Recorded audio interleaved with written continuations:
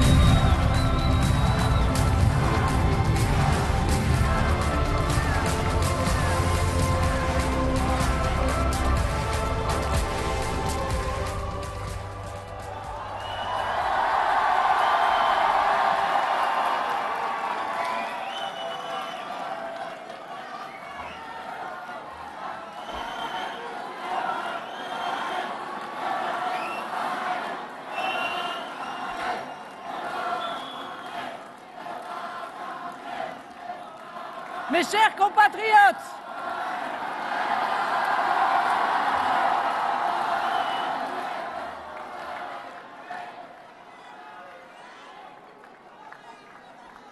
chers amis, nous voilà presque arrivés au bout du chemin. D'un chemin pour la défense du peuple, un long chemin, souvent pentu, toujours semé d'embûches, traversé de bourrasques, chemin que nous avons parcouru avec chevillé au corps le sentiment qu'il nous fallait porter le message d'amour du pays, d'attachement à la nation, d'unité du peuple français. Nous avons été entendus et nous voici au second tour de cette élection présidentielle.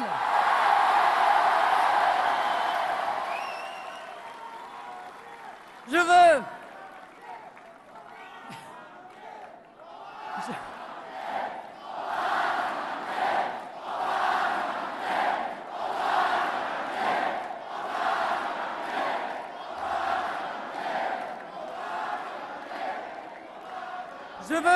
vous en remercier.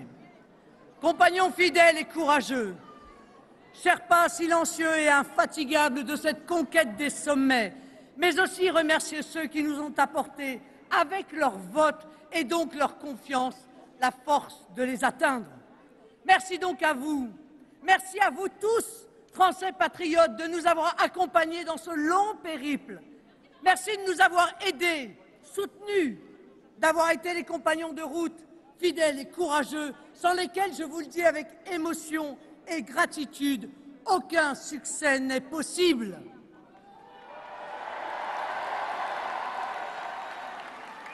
Notre courant de pensée est comme la rivière qui rejoint le fleuve, qui lui-même gagne la mer pour fusionner naturellement avec elle.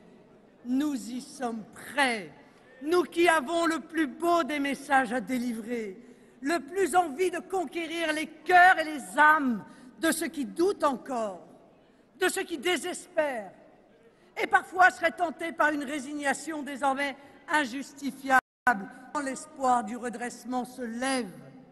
C'est pourquoi je dis aux abstentionnistes, venez voter. Si le peuple vote, le peuple gagne.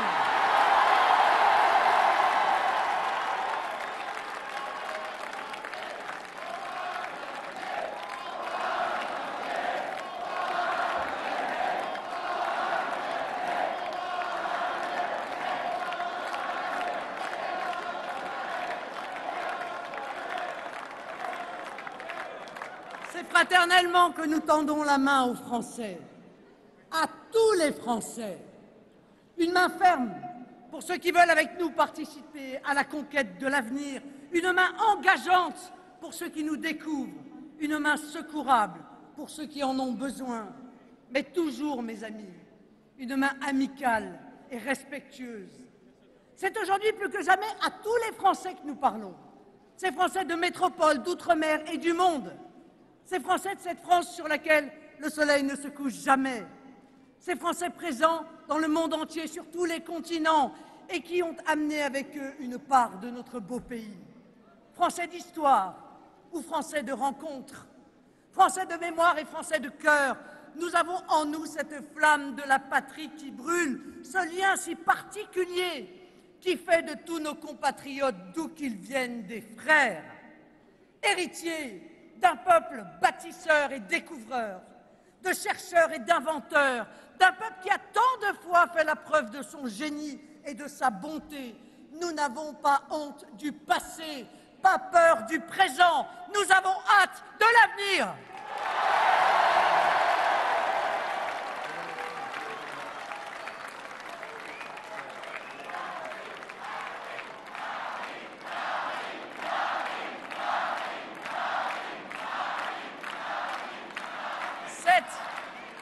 À tous les Français que je m'adresse, au-delà des appartenances partisanes, dès lors que c'est du pays dont il s'agit, de la liberté de notre peuple dont il s'agit, que c'est du bien-être et du futur de nos enfants dont il s'agit. Mais à cette élection si particulière qu'est la présidentielle française, qui voit la désignation ô combien solennelle à la plus éminente des fonctions qui soit, c'est aux Français presque individuellement que je m'adresse, sans intermédiaire, sans détour et sans phare. Qu'il me soit tout de même permis de remercier les personnes ou les groupes de personnes qui ont d'ores et déjà fait l'honneur de leur encouragement, de leur soutien ou de leur engagement à mes côtés. Ils rejoignent la cohorte de ceux qui, venus de tous les horizons, se sont déjà levés pour le sursaut du pays et aujourd'hui marchent, pour reprendre l'expression du général de Gaulle à propos des combattants de la France libre, vers le soleil de la grandeur. À tous, patriotes de droite, patriotes de gauche ou d'ailleurs, je dis, dans cette élection qui nous voit rassemblés pour le redressement du pays, notre seul parti, c'est la France. Notre seul moteur, ce sont les Français. Notre seul but, c'est la nation.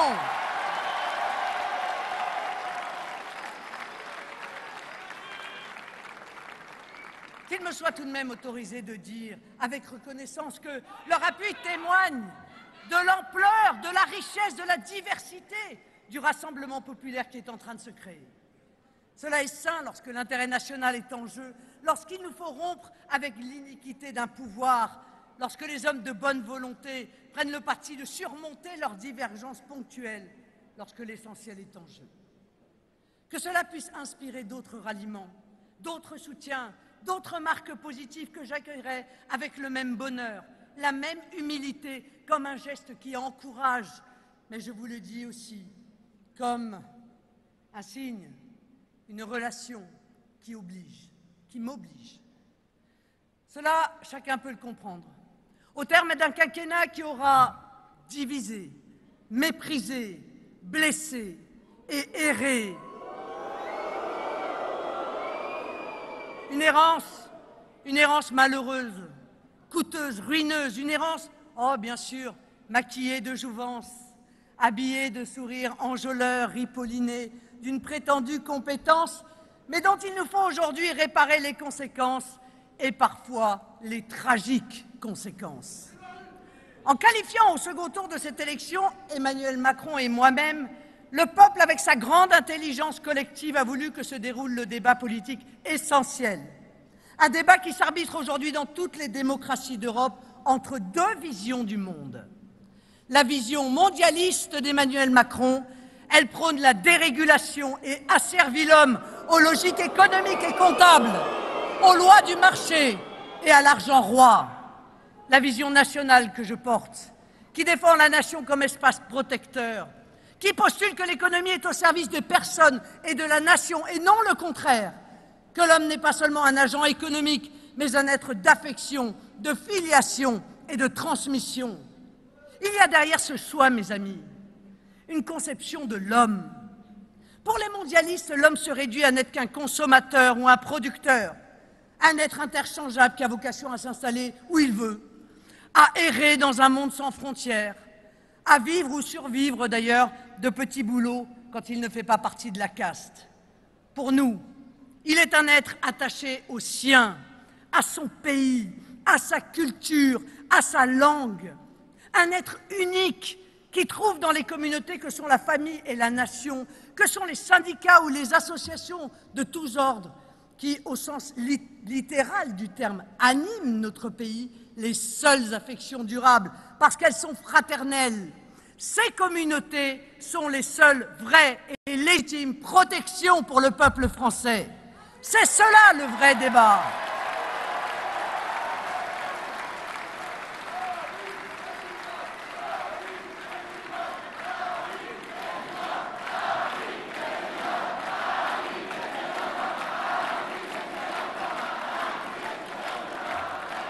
C'est ce débat, mes amis, qu'ont voulu les Français. Emmanuel Macron, lui, avec une certaine fébrilité, semble vouloir y échapper en s'abîmant dans des propos injurieux ou des anathèmes télécommandés. Je le dis avec gravité, un candidat à la présidentielle au second tour ne devrait pas se comporter ainsi.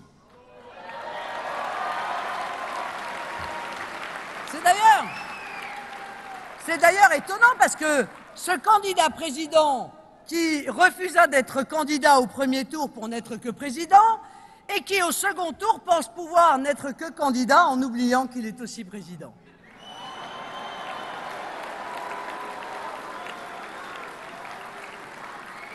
Le 24 avril, si les Français ont à faire barrage, c'est au retour d'Emmanuel Macron.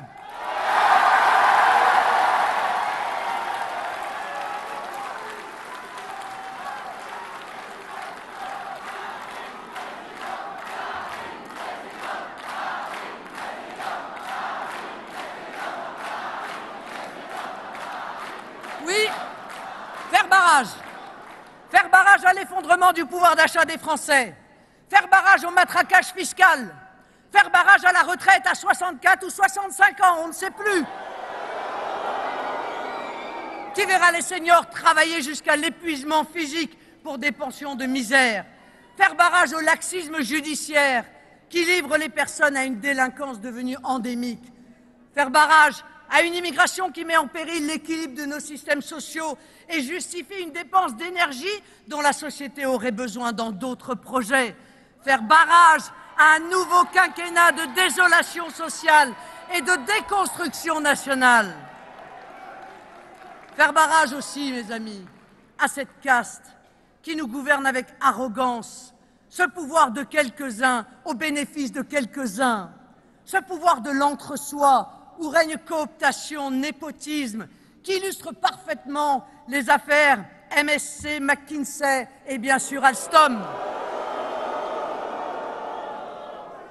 Rappelez-vous ces mots terribles qui ont été égrenés tout au cours du quinquennat, ces mots de mépris, et d'inutiles tensions. Ceux qui ne sont rien, les non essentiels, ceux qui n'auraient pas le courage de traverser la rue pour trouver un emploi, les ouvrières illettrées, ou bien encore ceux qui fument des clopes et roulent au diesel. Mais ces mots sont d'une violence symbolique terrible. Ce sont les mots d'un pouvoir sans empathie, qui suppose une relation avec le peuple envisagée comme un rapport de force, comme la mise en concurrence et même en opposition de tous contre tous, comme l'écrasement des faibles. Ce rendez-vous du 24 avril, vous l'avez compris, mesdames et messieurs, met face à face le bloc populaire contre le bloc élitaire, le bloc de ceux attachés à la sécurité sociale contre le bloc de ceux attachés au pouvoir de l'argent, le bloc de ceux attachés aux services publics contre le bloc de ceux qui vendent les fleurons de notre industrie, le bloc de ceux qui considèrent le peuple comme le seul souverain contre le bloc qui concède le pouvoir aux seuls techniciens, bref, le peuple contre l'oligarchie.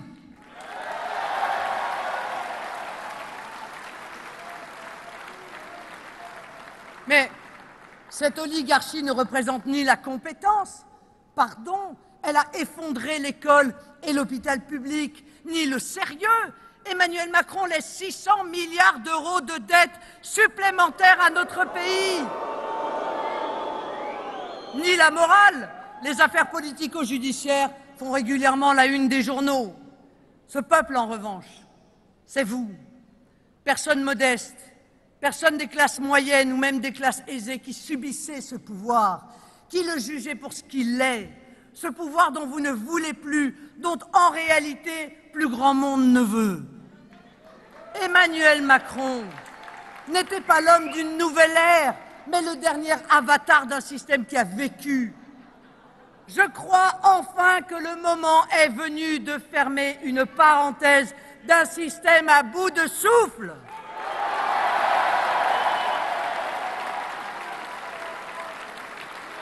Un système centré autour d'un homme, un homme seul, une caste aux abois, qui n'a plus rien à produire visiblement que des invectives. Un régime qui n'a plus rien à apporter que des scandales et des polémiques, et dont le seul projet est de se perpétuer. Bref, un système qui n'a plus rien à dire que « encore ». Nous proposons au pays un projet réellement alternatif. Parce que fondamentalement, nous portons une inaltérable passion de l'avenir. Cette passion de l'avenir que nous voulons transmettre comme un remède au désespoir qui étreint ou à la dépression qui retient. Nous voulons faire triompher le beau projet pour la France qui est le nôtre. Pas pour nous, pas pour je ne sais quel amour-propre qui serait mal placé et qui ne nous ressemble pas. Pas non plus par je ne sais quelle ambition personnelle qui ne nous habite pas, mais pour la seule ambition qui motive, celle pour notre pays, pour l'amour profond que nous portons au peuple et aux gens, par attachement à la justice, à la vérité, à la liberté.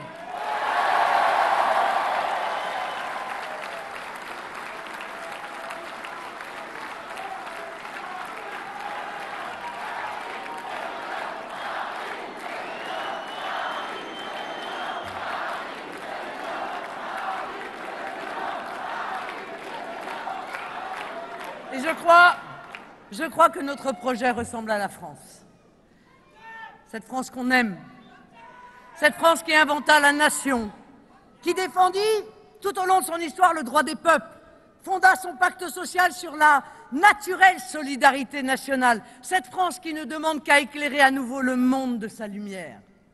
Je crois qu'il correspond à la France d'aujourd'hui, en proie aux doutes et aux multiples fracturations du temps et des hommes, et qui a besoin de se ressourcer dans ses principes fondateurs.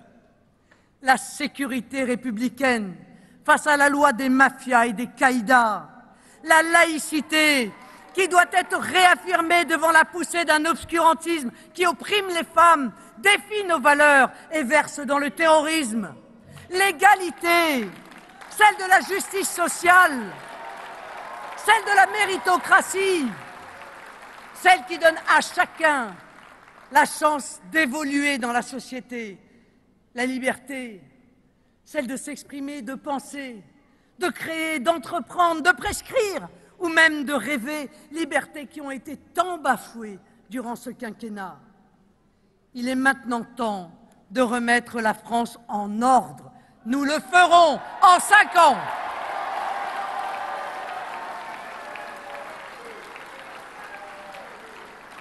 Nous le ferons parce qu'en vérité, mes amis, rien n'a jamais vraiment été tenté. Aucune solution réellement alternative n'a été essayée. Les pouvoirs se sont succédés avec le même formatage idéologique, le mondialisme, les mêmes a priori politiques, la déréglementation généralisée, les mêmes méthodes oligarchiques, le contournement de la volonté du peuple, les mêmes mensonges d'État. Il ne faut pas s'étonner que les mêmes causes produisent les mêmes effets et que le sablier du temps ensevelisse chaque jour davantage notre cher pays, son énergie, ses espoirs. C'est l'école française qui faisait hier notre fierté, qui dégringole aujourd'hui dans les classements internationaux. Ce sont nos fleurons industriels qui ont été dépecés, entraînant une baisse dramatique du poids de l'industrie dans notre PIB. Ce sont nos hôpitaux, tellement malmenés que les soignants abandonnent leur si beau métier. Et, pardon, mais c'est la liberté de la presse qui recule, nous plaçant aujourd'hui en 34e position sur le plan mondial, derrière l'Uruguay et le Ghana. Malheureusement, le déclassement n'est pas un sentiment, mais une réalité tangible pour les Français. Nous, ce que nous proposons pour son redressement, nous le ferons. Nous le réussirons parce que j'y suis prête et que notre projet est solide et réaliste.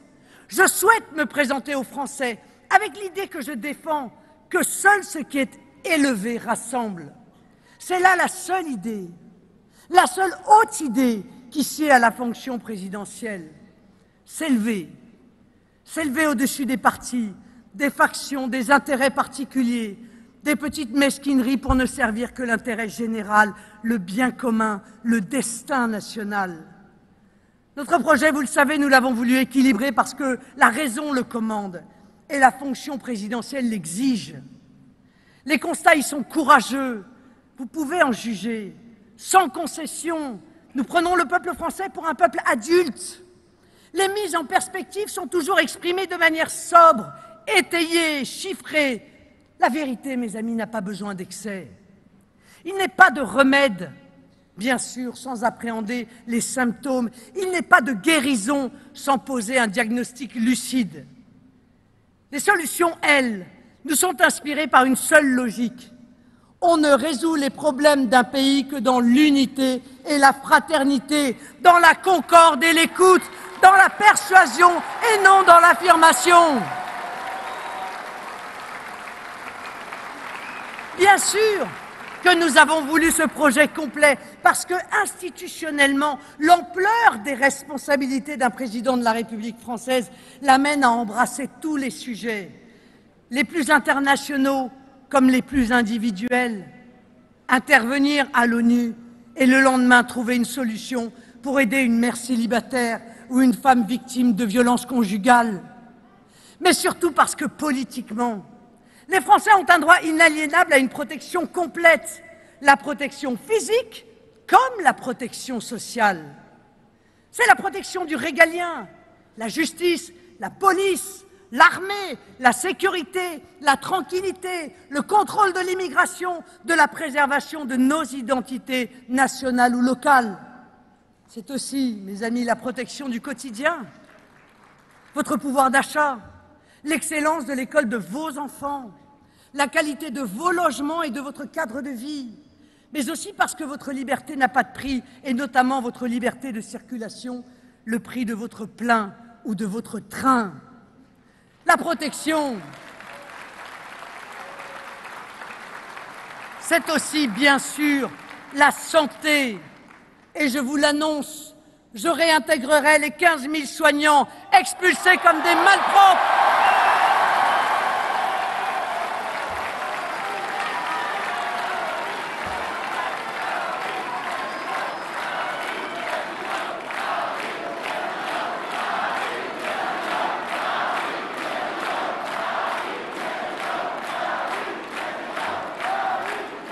Et je ne me limiterai pas, mes chers amis, à les réintégrer.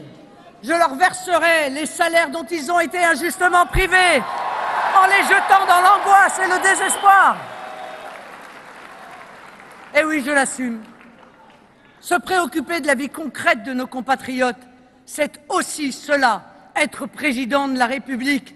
Et j'ose même penser que le fait d'être une femme est sur ce point un atout.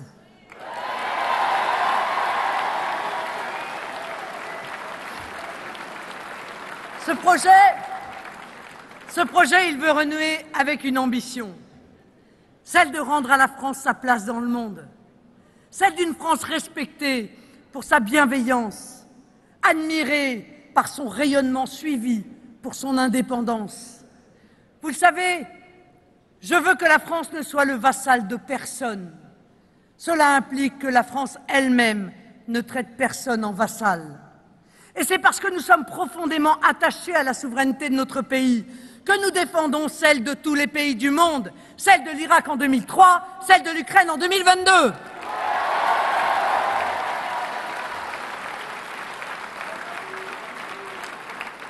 La France, elle doit redevenir une puissance de paix, une ambassadrice du respect des peuples, le défenseur des pays sans voix, l'artisan d'un dialogue entre les nations.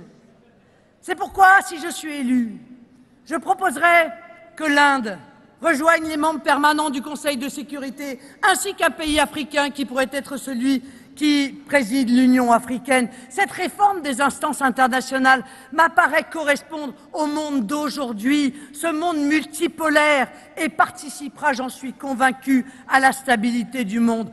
Pour tout vous dire, j'influerai pour que ce siège africain soit attribué au Sénégal, pays sage et respecté de la Grande Afrique. Non. Nous œuvrerons à la mise en place d'une instance de coopération des pays méditerranéens, projet heureux d'un quinquennat précédent qui, malheureusement, n'a pas abouti. Nous nous appuierons pour cela notamment sur des pays amis comme le Maroc et Israël. Ma première visite sera consacrée à l'Europe, au titre de la présidence française du Conseil de l'Union européenne. Je réunirai les chefs d'État et de gouvernement européens pour évoquer les évolutions nécessaires pour remettre les instances européennes au service des peuples et transformer peu à peu l'Union européenne en une alliance européenne des nations.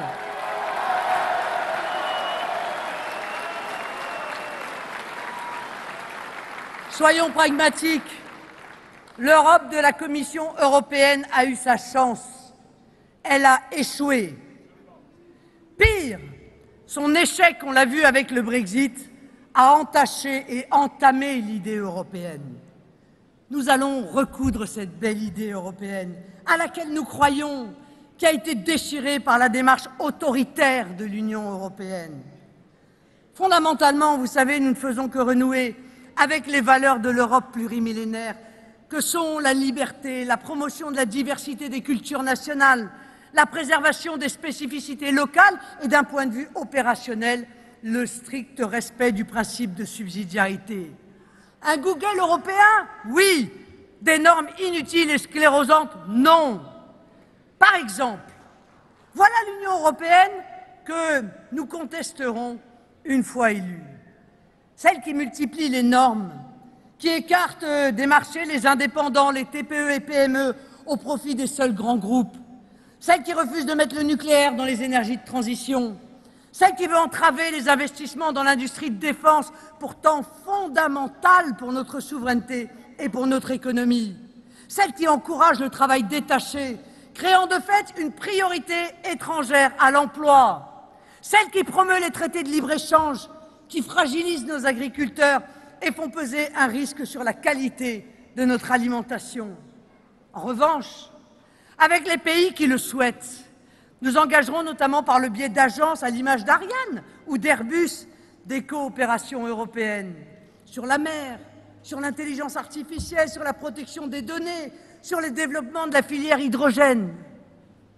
Et puis il y a le social. Je le dis parce que Emmanuel Macron vient d'en ouvrir la sinistre perspective. La construction de l'Europe ne doit pas être le prétexte ou le levier pour effondrer nos systèmes sociaux. Parce qu'Emmanuel Macron propose un SMIC européen. Vous devez savoir ce que cela signifie. Un nivellement par le bas des niveaux de vie, de salaire, de la protection sociale dont jouissent les pays les plus avancés, dont évidemment la France fait partie. Mais ce type de mesure est exactement dans le prolongement de sa proposition sur le RSA, avec un travail obligatoire à 6 € de l'heure, défendu aujourd'hui par Emmanuel Macron. Sauf peut-être quelques affairistes. Personne ne veut de cela en France. Personne. Moi, au contraire, je rendrai leur argent aux Français. Je remettrai à l'honneur la valeur travail. Et pour cela, nous nous attacherons à ce que le travail paie.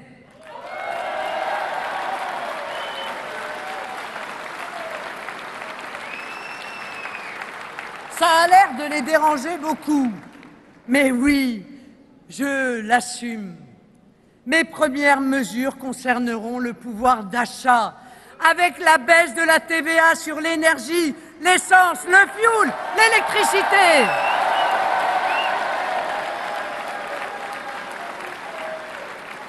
Et le passage à 0 TVA sur un panier de 100 produits de première nécessité. C'est urgent.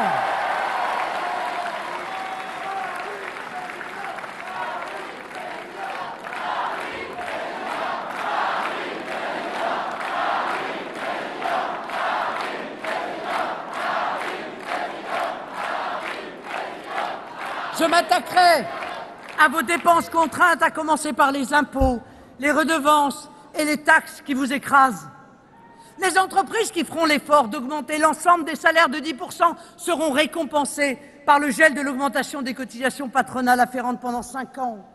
Cette mesure qui ne crée pas, contrairement à ce que j'ai pu entendre, de dépenses nouvelles pour les finances publiques, n'entamera pas la compétitivité des entreprises et permettra aux salariés de voir augmenter le chiffre en bas à droite de leur bulletin de salaire. Je veux également, vous le savez, je vous l'ai dit, toute la campagne, je veux miser sur la jeunesse.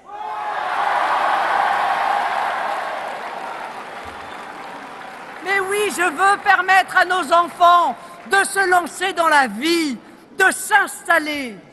C'est pour cela que je souhaite que les alternants et apprentis voient leur salaire revalorisé de 230 à 330 € selon leur âge. Mais l'apprentissage et l'alternance doivent redevenir la voie royale vers le marché du travail. Et nous donnerons une prime aux étudiants qui travaillent.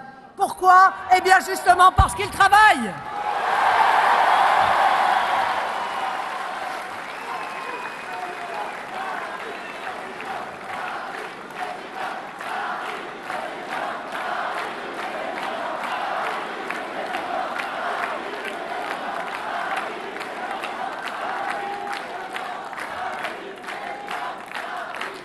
Je crois profondément, mes amis, comme vous, à la valeur travail. Il me semble juste de soutenir ceux qui, jeunes, font le choix de mettre leur talent au service de la société. L'État dispensera tous les jeunes d'impôt sur le revenu jusqu'à 30 ans. Et s'ils créent leur entreprise, ils seront exonérés d'impôt sur les sociétés durant 5 ans. Je veux enfin que l'État veille à des pensions jamais inférieures à 1 000 €. Je veux que l'État veille à un habitat digne. Je veux aussi que l'État veille à soutenir les aidants, quand tant de familles doivent se débrouiller seules et supporter des pertes de revenus parfois importantes. Je pense notamment aux familles de personnes touchées par la maladie d'Alzheimer. Nous appuierons, mes amis, nous appuierons le retour d'une croissance soutenue, de la prospérité, de la création d'emplois, notamment des jeunes, grâce à un changement de modèle économique plus patriote, plus écologique, plus sûr. Mais c'est le localisme. Et oui, c'est le localisme la solution. C'est-à-dire la production et la consommation sur place, ce qui suppose la mise en œuvre de circuits courts, une politique de labels, les étiquetages d'origine, une lutte contre les fraudes à l'importation, la valorisation du savoir-faire français, la culture de l'excellence française. L'écologie, ça n'est pas empêcher les plus pauvres de nos compatriotes d'entrer dans les villes à cause des eaux à faible émission parce que leur voiture serait trop vieille.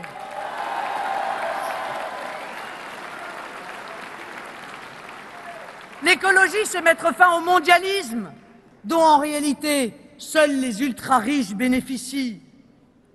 Préserver notre modèle social et en même temps préserver notre planète, eh bien voilà deux facettes de mon modèle économique. Dès mon élection, nous sortirons les entreprises du piège des prêts garantis par l'État, les fameux PGE mis en place durant le Covid, mais il faut aider les entreprises par un rééchelonnement adapté des remboursements sans inscription à la Banque de France. Il serait quand même particulièrement injuste que les entreprises périssent d'un dispositif qui était censé les sauver.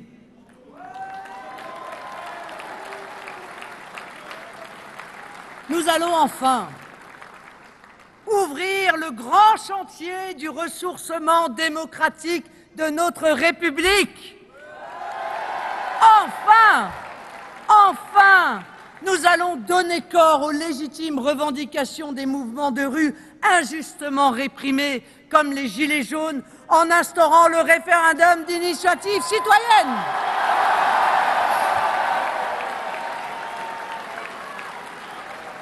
Quelle respiration démocratique! Quelle respiration démocratique! 500 000 citoyens pourront s'emparer d'un sujet et ainsi avoir l'initiative d'une consultation populaire. Pour permettre la juste représentation des opinions, de toutes les opinions, même minoritaires, nous instaurerons une proportionnelle permettant à tous les courants d'être représentés dans nos assemblées.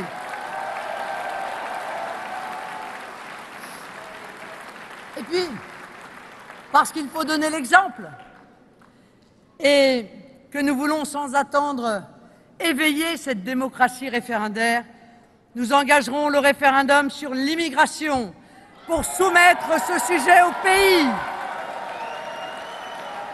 Un grand débat, mes amis, un grand débat qui n'a jamais eu lieu. Il faut en faire arbitrer les solutions clés en main directement par les électeurs. Enfin, parce que la liberté des citoyens est au cœur de mon projet, je rendrai à tous les Français, des villes, des banlieues ou des campagnes, leur sécurité et même leur tranquillité.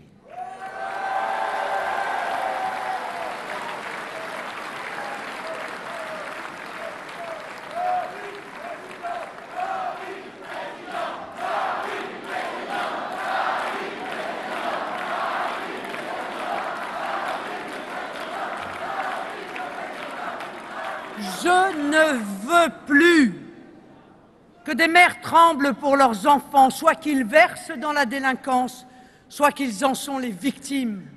Je combattrai les trafics de drogue, terreau de la délinquance.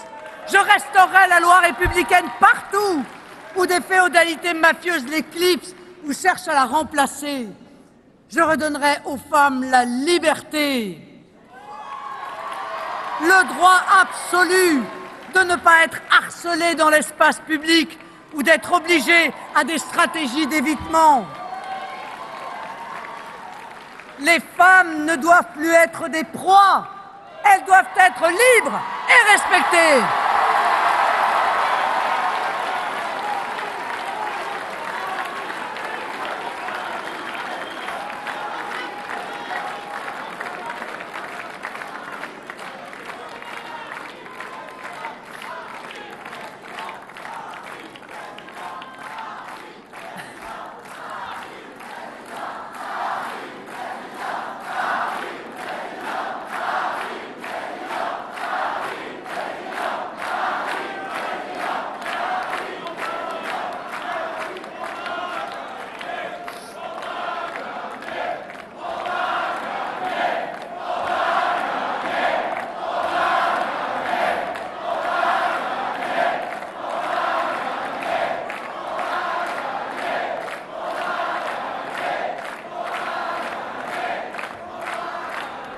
Enfin, mes amis, parce que l'élection présidentielle permet de dessiner le pays que nous voulons organiser. Notre projet met en place une véritable révolution territoriale pour rétablir la justice, et notamment la justice en faveur de notre ruralité, si abandonnée et pourtant tellement nécessaire à l'équilibre du pays. Notre grand projet d'aménagement du territoire, vous le savez, porte le nom de démétropolisation. Oh, ça paraît un peu barbare comme ça, comme nom. Mais il s'agit en réalité pour l'État stratège de reprendre en main l'aménagement du territoire pour mettre fin à la concentration d'activités uniquement dans les métropoles régionales ou nationales, laissant de côté des millions de Français. Il y a eu une politique de la ville, avec moi, il y aura une grande politique des campagnes.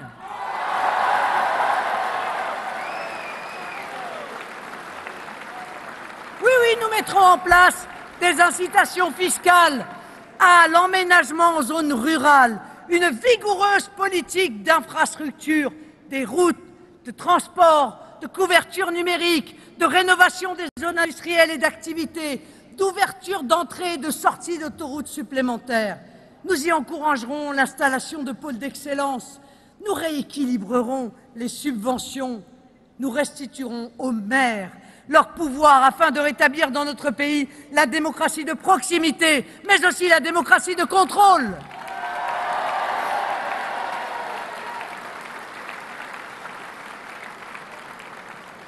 Nous soutiendrons aussi d'ailleurs les conseillers et les exécutifs municipaux, notamment dans les petites communes, pour reconnaître leur engagement civique en faveur du bien commun.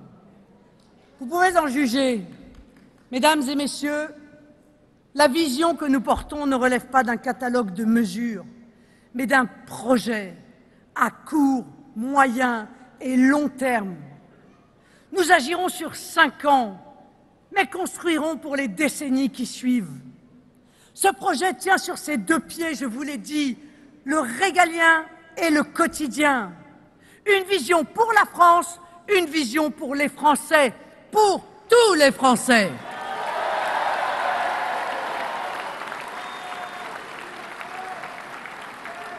Je dis pour tous les Français parce que nous sortons d'une période où l'action publique ne fut pas au bénéfice de tous, mais au bénéfice de quelques-uns. Alors, vous l'avez vu, depuis quelques jours, la perspective d'une victoire de l'opposition à Emmanuel Macron semble leur faire perdre leur sang-froid. Et même tout bon sens. Les fake news, les procès d'intention, les provocations, les outrances, les diffamations foisonnent. Un ministre, important pourtant, a même cru pouvoir affirmer, je cite, « Avec Marine Le Pen, les pauvres vont peut-être mourir. » Rien de moins. Certains vont même jusqu'à prétendre que je pourrais retirer des droits aux Français. Alors, je vous le dis de manière solennelle, je ne retirerai aucun droit à aucun Français.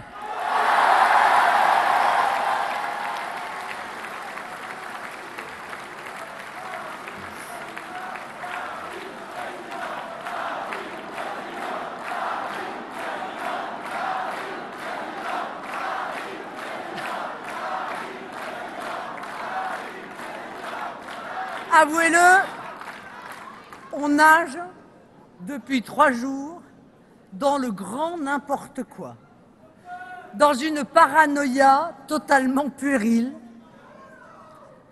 Alors, pardon, mais comme beaucoup de Français, comme peut-être, et je le crois, une majorité, moi je crois, c'est un quinquennat de plus d'Emmanuel Macron qui est un risque pour le pays.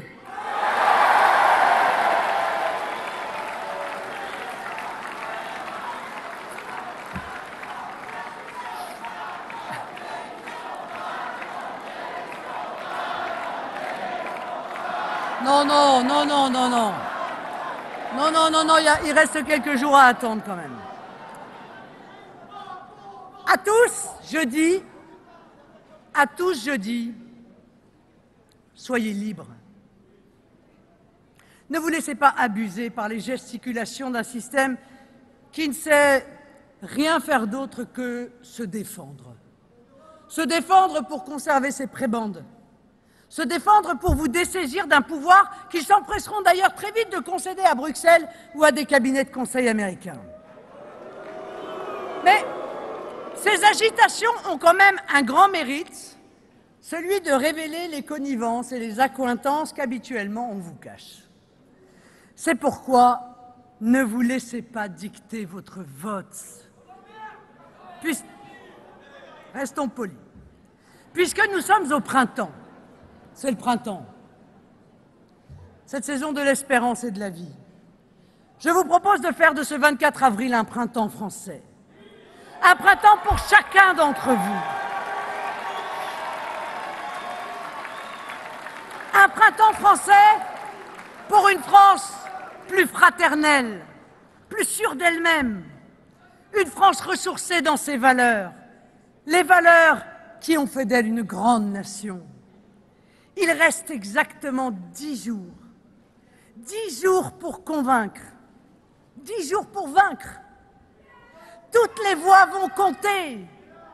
Ne ménagez ni votre temps ni votre énergie. La ligne d'arrivée est en vue et les derniers mètres vont être les plus difficiles.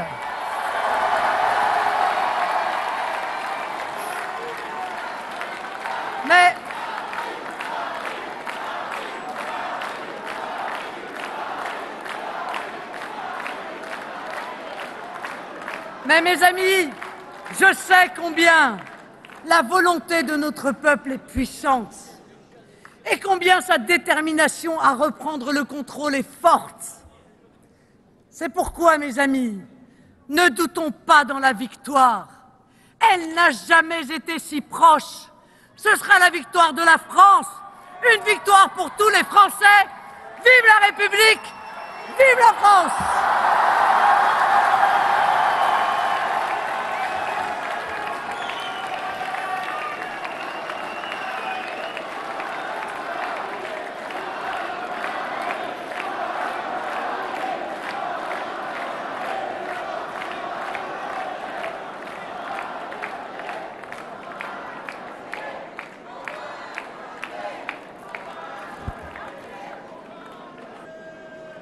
Allez les jeunes! Allez, allez, allez, allez, allez!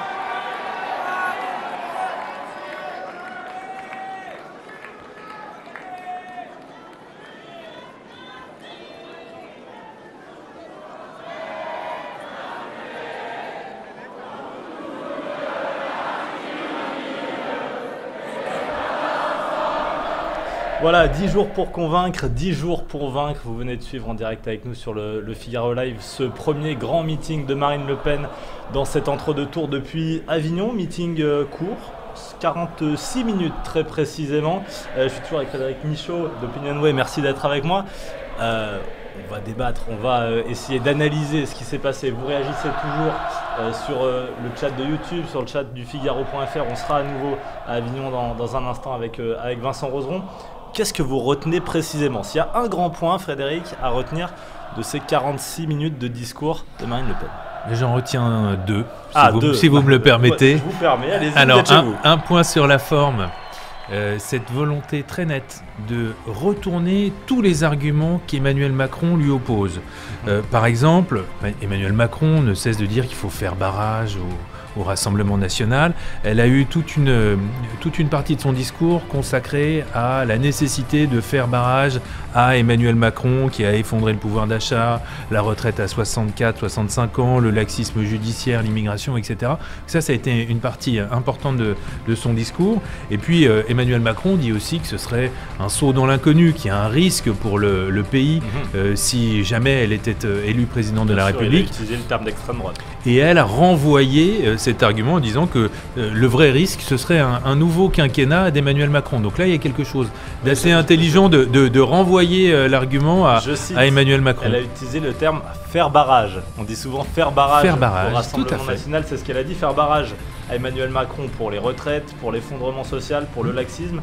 pour les élites. Et le deuxième point, je vous laisse Frédéric Michaud, sur lequel vous voulez allier. Le deuxième point, j'ai trouvé que le va-et-vient entre les thèmes très concrets de la vie quotidienne et puis de l'autre côté les grandes thématiques de la politique du chef de l'État, le domaine réservé dont on parlait tout à l'heure, la politique internationale, la politique européenne, les questions de sécurité au niveau étatique, les instances internationales. Elle a proposé quand même deux nouveaux sièges au Conseil de sécurité de l'ONU, l'un pour le Sénégal, l'autre pour l'Inde. C'est pas tout à fait ce qu'on peut attendre historiquement du Rassemblement national. Non, et puis ce va-et-vient constant, elle a dit par exemple le régalien et le quotidien, la France et les Français. J'ai trouvé que ça c'était vraiment la ligne directrice de son discours, et c'est aussi ce qui est attendu d'un chef de l'État, d'être au contact des citoyens, de la population, à l'écoute des Français, mais aussi de gérer les grands enjeux de la France sur la scène internationale. Je reprends une de ses phrases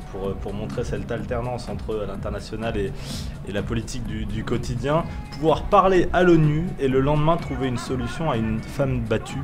C'est ça un président, une présidente de la République, être capable de parler aux deux, et peut-être que si elle fait ça, c'est qu'elle considère qu'Emmanuel Macron n'a pas été capable de le faire. Oui, c'est sans doute une façon de rappeler qu'Emmanuel est anti-démocratique. D'ailleurs, il y a toute une partie intéressante de la fin de son discours sur ce qu'elle appelle le ressourcement démocratique, avec la proposition d'un référendum d'initiative citoyenne. Clin d'œil assez appuyé aux Gilets jaunes. D'ailleurs, elle a cité les Gilets jaunes, puis toute une série d'autres mesures. Donc vraiment, la volonté de faire une avancée démocratique, ça aussi, c'est une façon de prendre le contre-pied de ce que lui reproche Emmanuel Macron. Vous réagissez évidemment sur les différents chats. On prend vos questions, vous n'hésitez pas. Frédéric Michaud vous répond. Autre point quand même qu'on a entendu, elle a commencé par ça et elle a fini par ça, avec cette phrase « Patriote de droite, de gauche d'ailleurs, notre seul parti c'est la France ». Et toujours cette phrase qu'elle répète, c'est son slogan. Slogan, vous me disiez tout à l'heure, l'un des rares qu'on retient. Si le peuple vote, le peuple gagne. Elle parle aux abstentionnistes là. Oui, absolument. Elle parle aux abstentionnistes avant tout.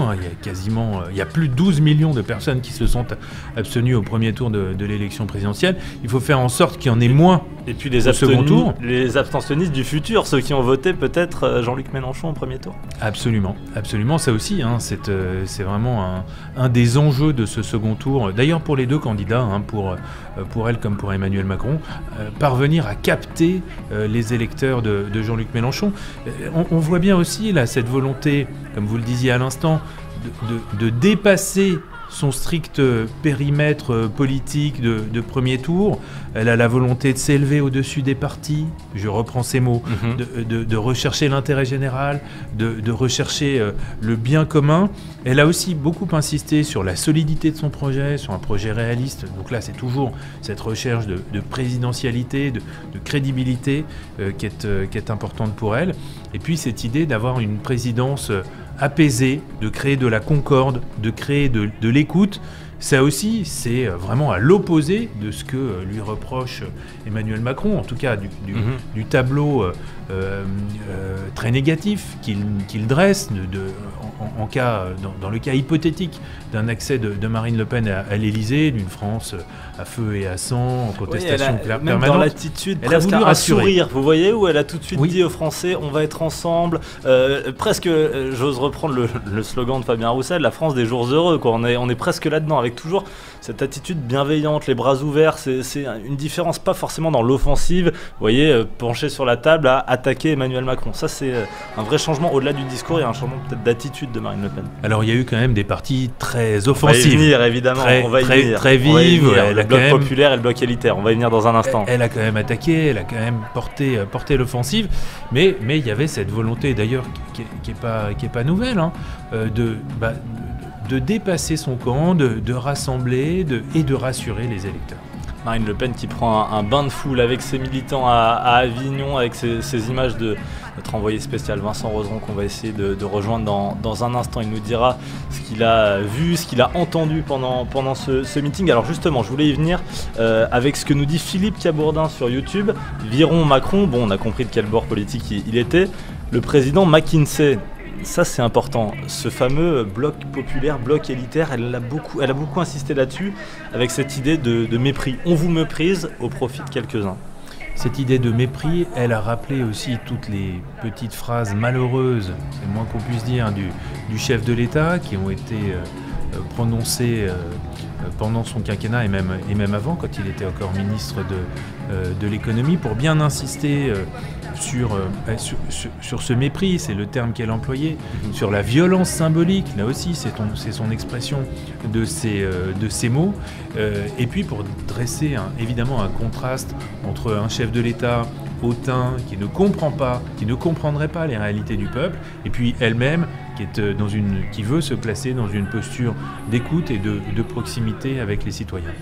On va me dire dans l'oreillette évidemment si on peut rejoindre Vincent Roseron sur place, et puis je vous lis quand même ce que nous dit Requiem for a Dream sur lefigaro.fr. Il nous dit: jamais vu un président aussi liberticide que Macron.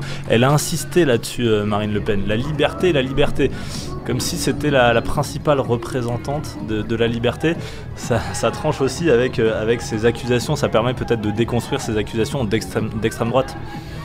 Oui, absolument. Alors c'est le retour aux fondamentaux de la République. Elle a cité la sécurité, elle a cité l'égalité, la laïcité, évidemment. Donc il y a cette volonté-là aussi de s'approprier les grands principes de la République et donc d'une certaine manière de se placer en rupture avec les thèmes classiques de l'extrême droite. Cette volonté du ressourcement démocratique, elle a bien insisté sur le fait que pas un droit ne serait enlevé aux Français au cours d'un éventuel quinquennat. Donc toujours cette volonté de gommer tous les éléments qui pourraient susciter de l'inquiétude, de rassurer pour attirer un maximum de suffrages. En parlant de la liberté, on a entendu une clameur à un moment, un peu supérieure aux autres évidemment, lorsqu'elle a parlé des soignants, avec qui on avait empêché de travailler parce qu'ils n'étaient pas vaccinés. Ça aussi, elle parle de liberté.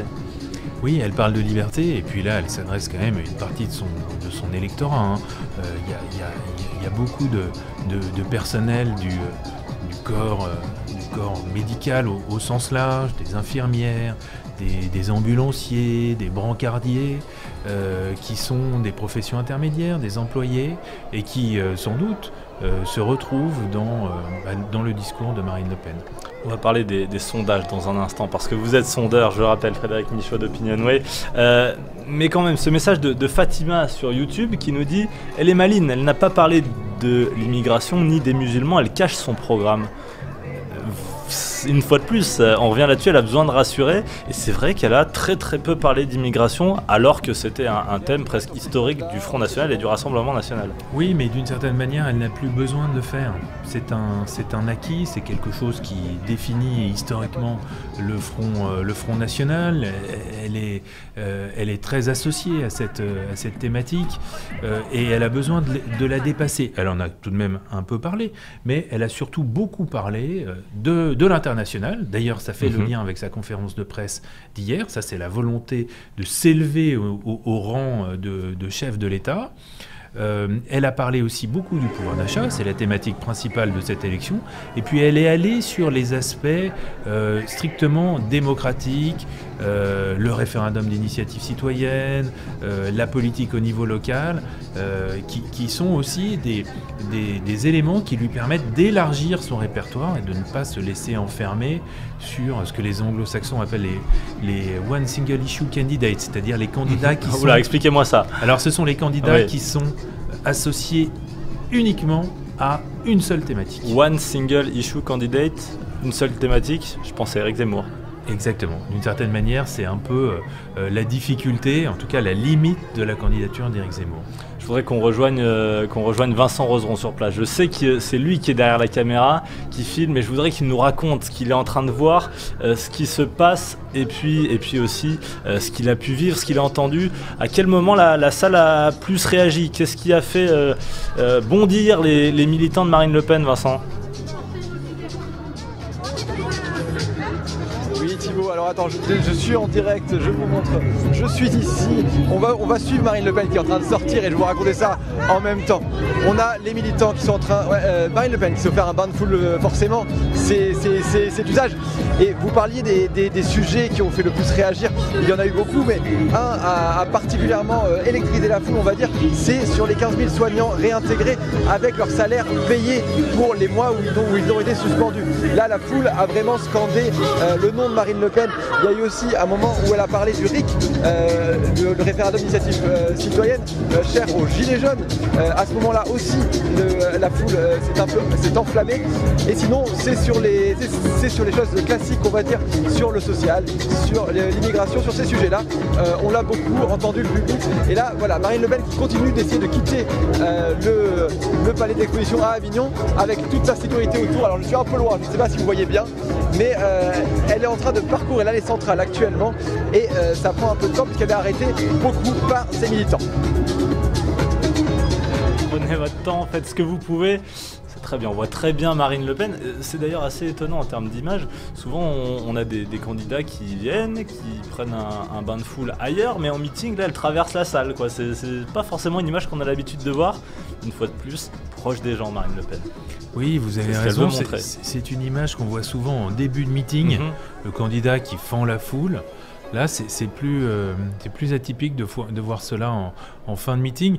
Vous l'avez rappelé tout à l'heure, un discours très court, 45 minutes, ce n'est pas un format habituel. Il y a sans doute la contrainte médiatique du JT de 20h qui l'a obligé à réduire son temps de parole. Et donc là, il y a la volonté peut-être de faire des images, de montrer qu'elle est entourée, de montrer qu'elle est soutenue par sa base militante. Ce meeting, donc le premier de cet entre-deux tours avec Marine Le Pen qui s'est exprimée donc pendant 45 minutes depuis Avignon. Le prochain meeting, c'est Emmanuel Macron samedi, c'est à Marseille. Et on va voir une vraie différence d'image. À Marseille, ce sera au soleil, sur la plage, la mer derrière, des images très fortes, importantes qui vont circuler pendant plusieurs jours. Marine Le Pen, elle ne cherche pas ça. Est-ce que vous savez pourquoi ? Est-ce que vous avez une idée en tout cas ? Est-ce que ça marche de montrer une forme de simplicité ? Est-ce que les Français préfèrent cette forme de simplicité ou pas vraiment ? Alors il y a peut-être une question de budget aussi, hein, je ne sais pas. Mais il y a sans doute des problématiques financières qui entrent en ligne de compte.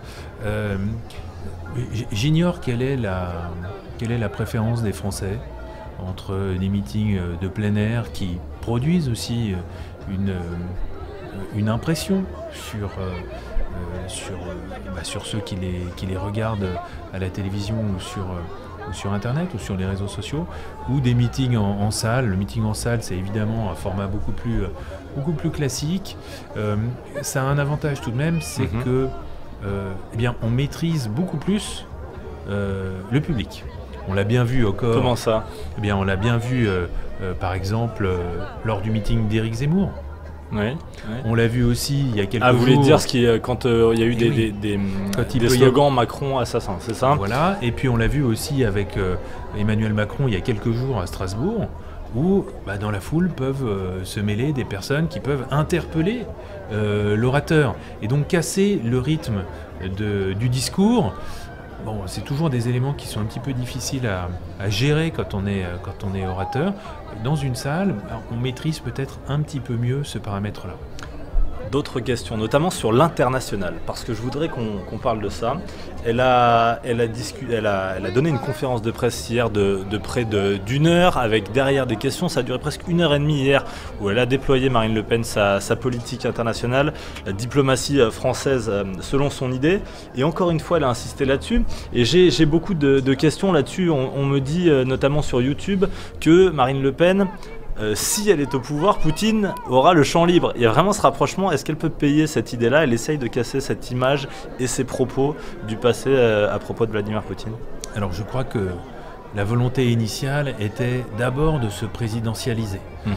Le rôle d'un chef de l'État, c'est de s'occuper de l'international. C'est quasiment 30-40%, parfois la moitié de ses journées de travail, de discuter avec ses homologues au niveau international, de s'occuper de l'Europe. La France en ce moment occupe la présidence de l'Union européenne, donc c'est une composante majeure de la fonction, du rôle quotidien du chef de l'État. Et quand on prétend à cette fonction, il faut donner des gages de ce point de vue-là. Et puis il y a évidemment un effet de contexte. On l'a bien vu avec l'activisme du chef de l'État dans la volonté de maintenir un lien avec Vladimir Poutine. La France a un rôle à jouer sur la scène internationale, peut-être encore plus dans la période, dans l'époque actuelle.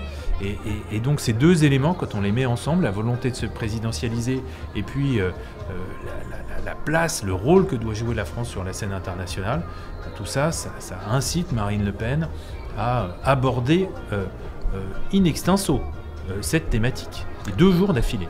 Ces images de Vincent Roseron, notre envoyé spécial à Avignon, de Marine Le Pen après son discours. Non, ce ne sont pas des images avant le discours. Marine Le Pen qui prend un bain de foule parmi ses militants après sa déclaration de presque 45 minutes. Qu'est-ce que ça peut changer, Frédéric Michaud? Est-ce que les variations de sondage que vous faites sont significatives entre les 2 tours de la présidentielle ou pas vraiment? Non, pas vraiment. Quand on regarde l'histoire de l'élection présidentielle, dans l'entre-deux tours, généralement, le rapport de force n'évolue pas ou vraiment de manière très marginale. Toutes les intentions de vote qui sont conduites après le premier tour et avant le second restent généralement très stables. Il y a une seule exception, c'est 2012. En 2012, vous vous souvenez peut-être que la politique, en tout cas la campagne de Nicolas Sarkozy dans l'entre-deux tours, qui était une campagne très à droite, qui visait à séduire justement les électeurs de Marine Le Pen, avait porté ses fruits et on avait un resserrement des courbes qui dans la dernière semaine était assez important. Ça n'avait pas été suffisant. Il n'y a jamais eu dans l'histoire électorale de la présidentielle. Alors, attendez, en vous France, êtes en train de me dire que vous prenez un pari. Quel est le sondage aujourd'hui, Opinionway? Je dis qu'il n'y a jamais eu de retournement de tendance. Il n'y a jamais eu de croisement de courbe. Ça ne veut pas dire que ça ne peut pas arriver ou que ça n'arrivera pas, mais jusqu'à présent, 10 élections présidentielles, jamais un seul croisement de courbe. Même en 2017. Ah oui, alors c'est ça la question que je voulais vous poser. On parlait du débat. Voilà. Du débat. Alors il y a eu 2 moments importants dans cet entre-deux tours en 2017. Il y a eu d'abord Whirlpool avec cette impression que Marine Le Pen attaquait et prenait une forme d'avantage sur Emmanuel Macron à ce moment-là. Et puis le débat du second tour, Marine Le Pen a avoué elle-même s'être complètement manquée. Et là aussi, pas d'inversion de tendance. Quelques petites variations. Au début de cette première semaine de 2017, Emmanuel Macron a perdu 1 ou 2 points. Après, les choses se sont stabilisées. Le débat fait perdre quelques points à Marine Le Pen, mais quand vous regardez la courbe sur 2 semaines, elle est quand même relativement plate. En fait, le débat a eu moins un impact sur le rapport de force électorale que sur l'image de Marine Le Pen. C'était un acte lourd parce que ça a démontré une forme d'incompétence, incompétence à débattre et incompétence dans la maîtrise des dossiers qui doivent être maîtrisés quand on prétend à la plus haute fonction de la République. Et c'est pour cela que Marine Le Pen, depuis plusieurs semaines, montre qu'elle veut se recrédibiliser. Quels sont vos sondages aujourd'hui? Votre dernier sondage, c'était ce matin. Expliquez-moi quelles sont les tendances, où vont les voix de Jean-Luc Mélenchon? On a l'impression que c'est ça qu'on veut savoir, que les Français veulent savoir, parce que ça peut déterminer l'issue du second tour. Alors le rapport de force reste depuis plusieurs jours stable, donc dans la lignée des élections présidentielles antérieures. 53% pour Emmanuel Macron, 47% pour Marine Le Pen. Beaucoup plus serré qu'il y a 5 ans. Beaucoup plus serré qu'il y a 5 ans. C'est un second tour compétitif. 53-47, c'est Nicolas Sarkozy, Ségolène Royal en 2007. Oui, donc voilà. On est quasiment sur donc c'est un second tour, un deuxième tour de partis classiques, de partis classiques, de partis de gouvernement. Alors pour répondre maintenant à votre question sur dites-moi les intentions, les intentions des électeurs de Jean-Luc Mélenchon, c'est plus de 7 millions d'électeurs quand même, hein, donc c'est vraiment trésor de guerre. La clé du scrutin de second tour, elle est là, en tout cas une des clés avec l'abstention. Aujourd'hui, 40% n'ont pas encore décidé, n'expriment pas d'intention de vote. 35% se reporteraient sur Emmanuel Macron. 35%. Et 25% sur Marine Le Pen. Donc on a quand même un quart des électeurs de Jean-Luc Mélenchon qui voteraient pour Marine Le Pen. On voit bien on savait que il n'y a pas de sociologiquement... différence majeure là, hein, entre les deux. Il y a- Il y a quasiment un report. Il y a 10 points d'écart. Il y a un petit peu plus, un Mhm. petit survote pour Emmanuel Macron. Mais voilà, Marine Le Pen parvient à séduire un quart de ses électeurs. Si je regarde l'électorat de Yannick Jadot, alors, il est beaucoup plus resserré, évidemment. Alors on mais- imagine que cet électorat-là va plus vers Emmanuel Macron. Alors très majoritairement, 72%, 13% vers Marine Le Pen, et l'électorat de Valérie Pécresse. Alors ça c'est intéressant parce que c'est la quatrième candidate dans cette fait. élection, cinquième, elle est même derrière Derrière Éric Éric Zemmour, Zemmour. pardon. Mais il y a quand même un socle, il y a quelques voix qui peuvent faire la différence quand on est aussi serré. Qu'est-ce que ça vaut? 52% iraient chez Emmanuel Macron. 52%. Elle a appelé à titre personnel. Directement, elle l'a fait. Le premier voter- soir, à quelques voter minutes pour après lui. sa défaite. 28% chez Marine Le Pen. Et 20% qui, pour l'instant, n'expriment pas d'intention de vote, c'est-à-dire pourraient s'abstenir ou pourraient voter blanc. On se rappelle qu'en 2017, les électeurs de François Fillon du premier tour et les électeurs de Jean-Luc Mélenchon avaient beaucoup plus voté blanc que les autres. C'est en partie ceux-là qui avaient assuré cette explosion du vote blanc à laquelle nous avions assisté en 2017. Et puis pour terminer, les électeurs d'Éric Zemmour, Oui, alors on 80% imagine- d'entre eux se reportent assez mécaniquement sur Marine Le Pen. Ça, c'est un vote quasiment gagné pour Marine Le Pen. Évidemment, il faut que ça se traduise. On va retrouver tout de suite Vincent Roseron qui est sur place. Il est avec Louis Alliot et on va l'écouter. Vincent, vous avez la main pour poser toutes vos questions au maire du Rassemblement National de Perpignan. Oui, je suis avec Louis Alliot, effectivement. Monsieur Alliot, comment avez-vous trouvé le meeting de Marine Le Pen aujourd'hui? Bah, écoutez, le meeting, beaucoup d'enthousiasme, un très bon discours qui s'adresse à tous les Français et qui ouvre des perspectives de victoire, c'est sûr. Maintenant, c'est à tous les Français qui ont écouté, tous ceux qui sont dans la salle, d'aller porter la bonne parole, parce qu'il faut convaincre, rassurer. La clé est dans cet état d'esprit. C'est quoi le but aujourd'hui? C'est d'arriver à convaincre les abstentionnistes surtout? C'est ça votre but? C'est de poser le discours, voilà. Il s'adresse à tous les Français, il pose un certain nombre de jalons en matière de politique sociale, en matière de politique économique, en matière de politique institutionnelle et européenne. Voilà, on nous attend sur ces sujets-là. Eh bien, il faut aller maintenant convaincre les Français que nous sommes les meilleurs pour le défendre. Est-ce que Marine Le Pen va peut-être plutôt mettre la barre d'un côté ou de l'autre selon qui elle veut réussir à convaincre? Écoutez, il faut convaincre d'abord ceux qui souffrent le plus dans notre pays. Donc ceux-là, dans le premier tour, ils nous ont rejoints, comme d'ailleurs les 20 000 communes rurales qui ont mis Marine Le Pen en tête. Il faut parler à la ruralité, voilà. Et de ce point de vue-là, c'est, j'allais dire, la clé de cette élection. Il faut arrêter de faire peur aux gens, comme on le voit depuis 3 jours. Ça ne sert à rien. Il faut parler des idées. Il n'y a pas de péril démocratique, il n'y a pas de péril totalitaire. Le seul péril qu'il y aurait demain, c'est si M. Macron était réélu pour 5 ans. J'imagine que vous êtes confiant pour le second tour, pour dans une semaine et demie. Écoutez, moi j'ai fait du sport toute ma vie et jusqu'au dernier coup de sifflet final, il faut se battre, et bien on se battra jusqu'au bout. Très bien, merci beaucoup monsieur Alliot. Voilà Thibaut, c'était l'interview de Louis Alliot, maire de Perpignan, qui était présent alors que Marine Le Pen continue. Je vais aller vers là-bas, je vais vous laisser continuer en plateau. Et Marine Le Pen continue son bain de foule maintenant à l'extérieur, je vais y aller.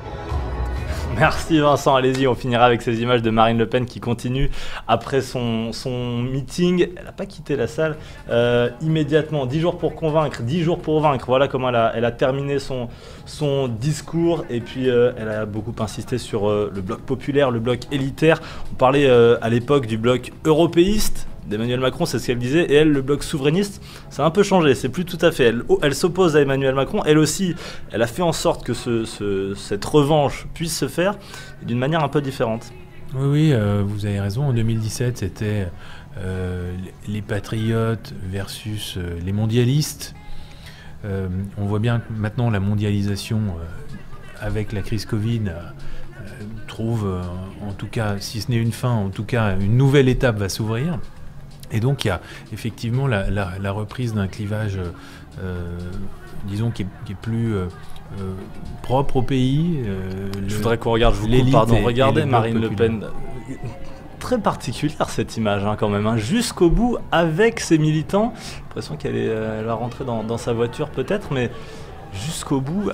Vous me disiez avant qu'on commence ce direct, et au début de ce direct, que ces meetings c'était avant tout pour mobiliser ces militants peut-être encore plus que les Français. Oui, et des images comme celle-là, qui sont des images de ferveur, qui sont des images d'enthousiasme, de confiance aussi, eh bien, ce sont des images qui donnent beaucoup de force à la candidate. Alors, évidemment, ce sont des militants, donc ils sont convaincus, mais on a bien vu que la salle était avait beaucoup de répondants. A chanté plusieurs fois Marine présidente, on va gagner, etc. Donc ça, c'est quelque chose de positif, et en tout cas, ça envoie une image de mobilisation. Là, ce qui est recherché à travers ce type d'image, c'est un effet d'entraînement sur les indécis et sur les personnes qui hésitent encore à voter pour Marine Le Pen. Voilà, Marine Le Pen qui vient donc de quitter cette salle d'Avignon, du parc des expositions d'Avignon, sur ces images de Vincent Roseron avec ses militants, eux aussi qui vont quitter Avignon. Prochain rendez-vous donc pour Marine Le Pen qui devrait s'isoler quelques jours. Elle va évidemment parcourir la France, elle aussi ce week-end, mais elle s'isolera en début de semaine prochaine pour préparer le débat, et puis elle sera à Arras jeudi soir. Je voudrais qu'on remonte quand même cette image du président Macron. Lui, il était ce matin au Havre avec Édouard Philippe. Il était, vous le voyez ici, il serre la main de son ancien Premier ministre. Voilà pour cette image.